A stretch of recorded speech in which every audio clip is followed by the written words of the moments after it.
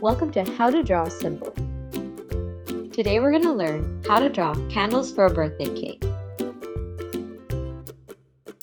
Let's start off by drawing a long line. This can be the top of the birthday cake. Next, draw a tall rectangle shape that gets slightly narrower towards the bottom. Draw a short line going straight up from the top of the rectangle for the wick. For the fire, quickly draw a smoky tear shape around the tip of the wick. For some more detail, you can decorate the candle with stripes, waves, or whatever you like.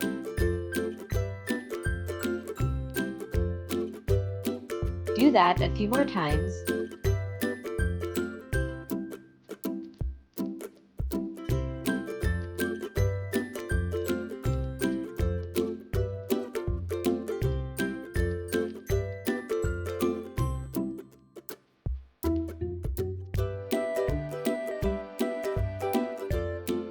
And now you've got some birthday cake candles.